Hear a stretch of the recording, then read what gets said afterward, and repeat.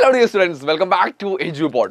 So ഇന്ന് നമ്മൾ നോക്കാൻ പോകുന്നുള്ളതെന്ന് വെച്ചാൽ പല സ്റ്റുഡൻസും നമ്മളടുത്ത് ചോദിക്കുന്ന കാര്യമാണ്, ഒരു ആവറേജ് സ്റ്റുഡൻറ്റിനെ കൊണ്ട് IIT ക്രാക്ക് ചെയ്യാൻ പറ്റുമോ എന്നുള്ളത്. സോ ഈ ഒരു വീഡിയോ കാണുമ്പോഴേക്കും നിങ്ങൾക്ക് എന്നെ ഒരു ആൻസറിലേക്ക് എത്തിച്ചേരാൻ പറ്റും. ഒരു ആവറേജ് സ്റ്റുഡൻറ്റിനെ കൊണ്ട് ക്രാക്ക് ചെയ്യാൻ പറ്റുന്നതാണോ JEE main and JEE advance എന്നുള്ളത്.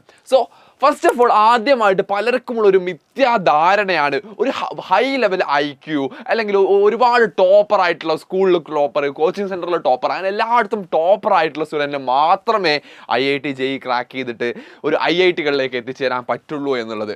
സോ യാഥാർത്ഥ്യം എന്താണ് എന്ന് വെച്ചാൽ, കൺസിസ്റ്റൻ്റ് ആയിട്ട് എഫേർട്ട് എടുക്കുകയും അതോടൊപ്പം തന്നെ concept and problem solving skill, അതോടൊപ്പം തന്നെ കൺസിസ്റ്റൻസി, ഞാൻ മെയിൻ സാധനമായിട്ട് പറയുന്നത് കൺസിസ്റ്റൻ്റ് ആയിട്ട് എഫേർട്ട് എടുക്കുക, ദെൻ കോൺസെപ്റ്റ് ഇൻഡെപ്തിൽ അറിയുക, ദെൻ ഒരുപാട് പ്രോബ്ലം സോൾവ് ചെയ്യുക, ദെൻ എക്സാം കറക്റ്റായിട്ടും ആ ഒരു എക്സാം ഡേയിൽ മാക്സിമം മാനേജ് ചെയ്ത് ആ ഒരു എക്സാം ഡേ കറക്റ്റായിട്ട് കൊണ്ടുപോവുകയും ചെയ്താൽ ഏതൊരു സ്റ്റുഡൻറ്റിനെ കൊണ്ടും ഈ ഒരു സക്സസ് ഫോർമുല, അതായത് concept, practice, then revision, then consistency, അതായത് ഈ ഒരു സാധനം ഫസ്റ്റ് ഓഫ് ഓൾ കോൺസെപ്റ്റ് മനസ്സിലാക്കുക, ദെൻ ആ കോൺസെപ്റ്റിലുള്ള മാക്സിമം പ്രോബ്ലംസ് പ്രാക്ടീസ് ചെയ്യുക, ദെൻ പ്രാക്ടീസ് ചെയ്തത് മാക്സിമം റിവൈസ് ചെയ്യാൻ ശ്രമിക്കുക.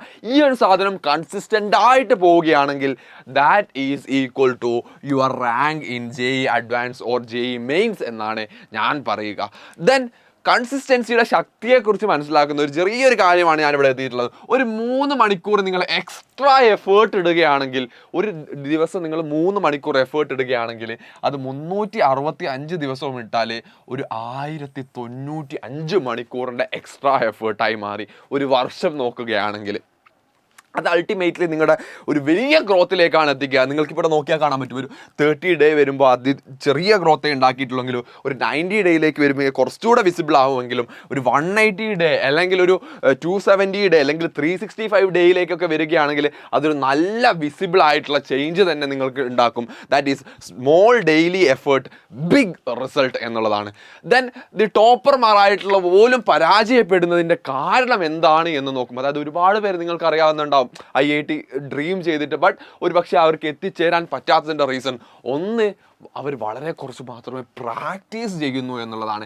എത്രത്തോളം ക്വസ്റ്റ്യൻസ് പ്രാക്ടീസ് ചെയ്യുന്നോ അത്രത്തോളം നമ്മുടെ റാങ്ക് ബൂസ്റ്റ് ചെയ്യാൻ പറ്റും. അവിടെ ഞാൻ നേരത്തെ പറഞ്ഞതിൽ കോൺസെപ്റ്റും ഇമ്പോർട്ടൻ്റ് ആണ്, പ്രാക്ടീസും ഇമ്പോർട്ടൻ്റ് ആണ്, അതോടൊപ്പം തന്നെ നമ്മുടെ കൺസിസ്റ്റൻ്റ് ആയിട്ടുള്ള വർക്കും അതോടൊപ്പം തന്നെ റിവിഷനും, ഈ 3 സാധനവും ഇമ്പോർട്ടൻ്റ് ആണ്. ഇത് 3 കൺസിസ്റ്റൻ്റ് ആയിട്ട് ചെയ്യുന്നുണ്ടെങ്കിൽ ആ കുട്ടി ഏറ്റവും മികച്ച റാങ്കിലേക്ക് എത്തിച്ചേരും എന്നുള്ളതാണ്. പിന്നെ ഓവർ കോൺഫിഡൻസ് ആണ്. ചില കുട്ടികൾക്ക് എന്ന് പറഞ്ഞാൽ ഒരധികം ഒന്നും പ്രാക്ടീസ് ചെയ്യില്ല, കാരണം അവർക്ക് ഓൾറെഡി കോൺസെപ്റ്റ് ഒക്കെ ഏതാണ്ട് എല്ലാ രീതിക്കും അറിയാമെന്നുള്ളതൊക്കെ ആലോചിച്ച് ബട്ട് ആ എക്സാം ഡേയിൽ എന്ത് ചെയ്യാൻ പറ്റില്ല, അത് വേണ്ടത്രത്തോളം പുറത്തെടുക്കണമെങ്കിൽ നിർബന്ധമായിട്ട് നമ്മൾ നന്നായിട്ട് തന്നെ പ്രാക്ടീസ് ചെയ്തിരിക്കണം. ദെൻ റിവിഷൻ പൂവർ ആവുക എന്നുള്ളതാണ്. പുതിയ കോൺസെപ്റ്റുകൾ വീണ്ടും പുതിയ സാധനങ്ങൾ പഠിക്കാൻ ശ്രമിക്കുക എന്നുള്ളതുപരി നമ്മൾ പഠിച്ച സാധനം റിവൈസ് ചെയ്യുക എന്നുള്ളതും വളരെ വളരെ ഇമ്പോർട്ടൻ്റ് ആണ്.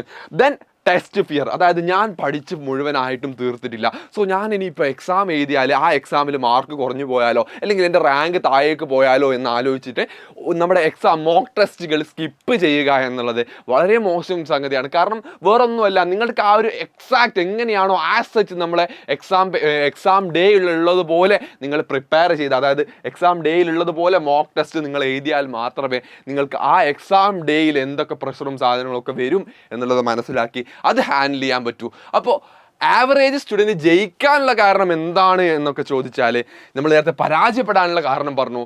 ഡിസിപ്ലിൻഡ് ആയിട്ടുള്ള വർക്ക് ഉണ്ടാവണം, നല്ല ഹാർഡ് വർക്ക് വേണം, ദെൻ പേഷ്യൻസ് ഉണ്ടായിരിക്കണം, ദെൻ കണ്ടിന്യൂസ് ഇംപ്രൂവ് താനേ ഉണ്ടായിക്കോളും.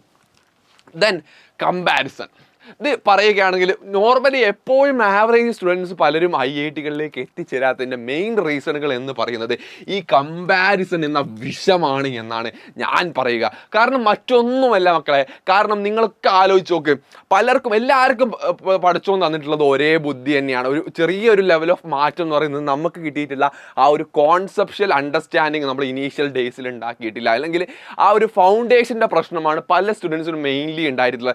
ഏതാണ്ട് ഒരു നിയർലി ജനറലി എല്ലാവരും സെയിം തന്നെയാണ്. അതിൽ ചെറിയ ചെറിയ എക്സെപ്ഷണൽ കേസുകൾ ഉണ്ടെങ്കിൽ പോലും നിങ്ങൾക്കൊരു IITകളിലേക്ക് എത്തിച്ചേരണമെങ്കിൽ as a perspective of a JEE മെയിനിലെ JEE അഡ്വാൻസിൻ്റെ പെർസ്പെക്റ്റീവിൽ നോക്കിയാൽ നിങ്ങൾക്ക് എല്ലാവർക്കും ഏതാണ്ട് ഒരു സെയിം ലെവൽ ഓഫ് ബ്രെയിൻ തന്നെയാണ് ഉണ്ടാവുക. ബട്ട് അതിൽ നിങ്ങൾ എത്രത്തോളം, അതായത് നമ്മൾ ആ ഒരു ഇനീഷ്യൽ ഡേയ്സിൽ ഉണ്ടാക്കിയിട്ടുള്ള പ്രാക്ടീസാണ് അതിനെ ഡിറ്റർമൈൻ ചെയ്യുന്നത് നിങ്ങളുടെ എത്രത്തോളം ലെവൽ ഉണ്ട് എന്നുള്ളത്. അപ്പോൾ നമുക്ക് ഒരു പക്ഷേ നമ്മളൊരു ഇനീഷ്യൽ സ്റ്റേറ്റിൽ നമ്മൾ ഒരു പക്ഷേ താഴേക്കായിരിക്കാം. സോ ഓൻ അടിപൊളിയാണ് അല്ലെങ്കിൽ മറ്റോൻ അടിപൊളിയാണ് എന്ന് ആലോചിച്ചിട്ട് നമ്മളുടെ അവസരം താത്തേണ്ടയില്ല. സോ നമ്മൾ ഡേ ബൈ ഡേ ഇമ്പ്രൂവ്മെൻറ്റ് നോക്കാതെ നമ്മൾ ആ ഒരു മറ്റുള്ളവരുമായിട്ട് കമ്പയർ ചെയ്തിട്ട് എന്നെ കൊണ്ട് ഇത് പറ്റിയ പരിപാടിയല്ല എന്ന് പറഞ്ഞ് നിർത്തുന്നിടത്തിലാണ് നിങ്ങൾ റിയലി പരാജയപ്പെടാൻ പോകുന്നത്. ദെൻ IIT റാങ്കേഴ്സിൻ്റെ എന്തൊക്കെയാണ് അവരുടെ ശീലങ്ങൾ എന്ന് നോക്കുകയാണെങ്കിൽ, ഒന്നാമതായിട്ട് ഡെയിലി പഠിക്കുക, അതായത് ഡെയിലി സ്റ്റഡി, അതായത് ലേണിംഗ് ഹാബിറ്റ് എന്ന് പലരും പറയും. ആ ലേണിംഗ് ഹാബിറ്റ് ഉണ്ടാക്കിയെടുക്കുക. ദെൻ PYQ, അതോടൊപ്പം തന്നെ പല ക്വസ്റ്റ്യനുകളും പ്രാക്ടീസ് ചെയ്യുക. ദെൻ മോക്ക് ടെസ്റ്റ് എഴുതുക, റിവൈസ് ചെയ്യുക. ഇത് ഞാൻ മുമ്പും പറഞ്ഞ സാധനമാണ്, സ്റ്റിൽ വീണ്ടും പറയുന്നു. ഇനിയും നിങ്ങൾ ഇത് പ്രാവർത്തികമാക്കാൻ വേണ്ടിയാണ് അത്രയും ടൈം പറയുന്നത്. പിന്നെ എന്തുകൊണ്ട് NCERT പ്രധാനമെന്ന് ചോദിച്ചാൽ, നമ്മുടെ JEE മെയിൻ്റെ കേസിലേക്ക് വരികയാണെങ്കിൽ, അല്ലെങ്കിൽ JEE അഡ്വാൻസ്ഡ് കേസിലേക്ക് വരികയാണെങ്കിലും, chemistry is a bible for JEE. അതായത് കെമിസ്ട്രിയുടെ NCERT ആണ് നമ്മുടെ ബൈബിൾ എന്ന് പറയുന്നത്. സോ അല്ലെങ്കിൽ ബൈബിൾ ആയിക്കോട്ടെ, ഖുർആൻ ആയിക്കോട്ടെ, ബൈബിൾ ആയിക്കോട്ടെ, ഖുർആൻ ആയിക്കോട്ടെ, ഭഗവത്ഗീതയും എല്ലാം JEEയുടെ പെർസ്പെക്റ്റീവിൽ നോക്കുകയാണെങ്കിൽ അത് കെമിസ്ട്രിക്ക് അത് NCERT തന്നെയാണ്. ദെൻ ഫിസിക്സിലും ഒരു പാർട്ട് വരെ നമ്മുടെ കോൺസെപ്റ്റും സാധനങ്ങളും ഒക്കെ നമുക്ക് അതിൽ നിന്നാണ് ഉണ്ടാകുന്നത്. ബട്ട് നമ്മുടെ മാത്തമാറ്റിക്സിൻ്റെ കേസിലേക്ക് വരികയാണെങ്കിൽ നമ്മൾ ഓവറായിട്ട് നമ്മൾ മാത്തമാറ്റിക്സിൻ്റെ NCERT ടെക്സ്റ്റ് ബുക്കിനെ ഫോളോ ചെയ്യില്ല. നമ്മൾ മെയിൻലി ആ ഒരു മെസ്ലൈനിയസ് ലെവൽ എക്സസൈസ്, അതിൻ്റെ മുകളിലുള്ള സാധനങ്ങളാണ് നമുക്ക് കൂടുതലും വേണ്ടിയിരുന്നത്. എങ്കിൽ പോലും നമ്മുടെ JEE മെയിൻ പെർസ്പെക്റ്റീവിൽ നോക്കുകയാണെങ്കിൽ അത്യാവശ്യം NCERT ബുക്കിന് പ്രയോറിറ്റി ഉണ്ട്. ദെൻ PYQ നമ്മൾ എന്തിന് PYQ ചെയ്യണം എന്ന് ചോദിക്കുന്ന ഏതൊരു സ്റ്റുഡൻറ്റിനോട് ഞാൻ പറയാനുള്ളതെന്ന് പറഞ്ഞാൽ, അത് എങ്ങനെയാണ് എക്സാമിൻ്റെ പാറ്റേൺ എന്ന് നമ്മൾ മനസ്സിലാക്കണം. ഓവർ പ്രിപ്പറേഷൻ എന്ന് പറയുന്നത്, അതായത് നമ്മൾ പലരും ചെയ്യുന്ന കാര്യമാണ് ഒളിമ്പിയാഡ് ക്വസ്റ്റ്യനുകൾ. അതായത് ഒളിമ്പിയാഡ് ക്വസ്റ്റ്യൻ്റെ പ്രശ്നം എന്ന് വെച്ചാൽ, ഒന്ന് അത് ഡിസ്ക്രിപ്റ്റീവ് എക്സാമാണ് പലതും. അതിൽ നമ്മൾ ഒരുപാട് അപ്രോക്സിമേഷൻ നമ്മൾ സ്വന്തമായിട്ട് science we can approximate that എന്നൊക്കെ പറഞ്ഞിട്ട് ചെയ്യേണ്ടി വരും. സോ അങ്ങനത്തെ നമുക്ക് ആക്ച്വലി എന്ത് ചെയ്യുമെന്ന് വെച്ചാൽ നമ്മുടെ ടൈം ഒരുപാട് വേസ്റ്റ് ചെയ്യും. സോ ആ ഒരു ഒളിമ്പിയാഡ് ലെവൽ പല ക്വസ്റ്റ്യനുകളും നമ്മൾ ചെയ്യണോ എന്ന് ചോദിച്ചാൽ ഞാൻ ഒബ്വിയസ്ലി പറയുക ചെയ്യേണ്ട എന്നുള്ളതാണ്. പിന്നെ എന്താണ് എക്സാമിൻ്റെ ഡിഫിക്കൽട്ടി ലെവൽ എന്നുള്ളത് നമ്മൾ മനസ്സിലാക്കണം. അത് നമുക്ക് മനസ്സിലാക്കാൻ ഏറ്റവും നന്നായ ഒരു കാര്യം എന്ന് പറയുന്നത് PYQ പ്രാക്ടീസ് ചെയ്യുക എന്നുള്ളതാണ്. ദെൻ ഇമ്പോർട്ടൻ്റ്, അതായത് പ്രീവിയസ്ലി ഒരുപാട് വട്ടം ഏതൊക്കെ ഏരിയകളിൽ നിന്നാണ് ക്വസ്റ്റ്യനുകൾ ചോദിച്ചിട്ടുള്ളത് എന്ന് നമുക്ക് മനസ്സിലാക്കാൻ പറ്റും. ദെൻ ആ ഒരു കോൺഫിഡൻസ്, അതായത് നമ്മളിപ്പോൾ ഒരു പ്രീവിയസ് ഇയർ ചെയ്യാനിരുന്ന് നമുക്ക് ഏതാണ്ട് ഒരുപാട് ക്വസ്റ്റ്യനുകൾ കിട്ടുന്നുണ്ടെങ്കിൽ അത് നമുക്ക് തരുന്ന ഒരു ബൂസ്റ്റ് ഉണ്ട്, കോൺഫിഡൻസ് ബൂസ്റ്റ്. അത് മറ്റൊന്നിൽ നിന്നും നമുക്ക് കിട്ടൂല. ദെൻ മോക്ക് ടെസ്റ്റിൻ്റെ ശക്തി എന്നുള്ളത് നോക്കുകയാണെങ്കിൽ, ഒന്നാമതായിട്ട് പറയുകയാണെങ്കിൽ ആ ഒരു ഇപ്പോൾ നമ്മുടെ IIT JEEയിലേക്ക് പറയുകയാണെങ്കിൽ പേപ്പർ 1 പേപ്പർ 2 എന്ന് പറഞ്ഞിട്ട് 2 പേപ്പറുകളുണ്ട്. അത് 3 മണിക്കൂറായിരിക്കും. ദെൻ നമ്മുടെ JEE മെയിൻ്റെ കേസിലേക്ക് വരികയാണെങ്കിൽ 3 ഹവർ എക്സാമാണ്.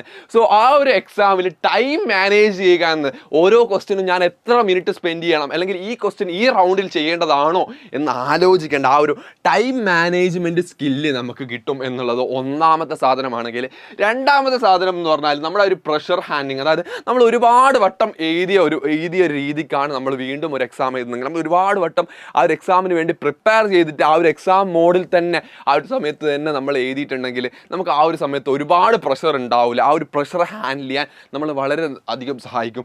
മറ്റൊന്നാണ് പെർഫോമൻസ് ട്രാക്കിംഗ്. ഞാൻ എത്രത്തോളം ഇമ്പ്രൂവ് ആയിട്ടുണ്ട്, ഓരോ ദിവസവും എനിക്ക് ഓരോ മോക്ക് ടെസ്റ്റിലും വരുമ്പോൾ എൻ്റെ സ്കോർ ഇമ്പ്രൂവ് ആവുന്നുണ്ടോ, അല്ലെങ്കിൽ എനിക്ക് എന്തെങ്കിലുമൊക്കെ ഇമ്പ്രൂവ്മെൻറ്റുകൾ ഫീൽ ചെയ്യുന്നുണ്ടോ, അല്ലെങ്കിൽ ഞാൻ എവിടെയൊക്കെയാണ് പഠിച്ചതിൽ മിസ്റ്റേക്ക് സംഭവിച്ചിട്ടുള്ളത് എന്നൊക്കെ മനസ്സിലാക്കാനുള്ള ഒരു പെർഫോമൻസ്, നമ്മുടെ പെർഫോമൻസ് ട്രാക്ക് ചെയ്യാനുള്ള ഏറ്റവും നല്ല ഗുഡ് സാധനമാണ് മോക്ക് ടെസ്റ്റ് എഴുതുക എന്നുള്ളത്. ദെൻ മറ്റൊന്നാണ് മിസ്റ്റേക്ക് ബുക്ക് എന്ന് പറയുന്നത്.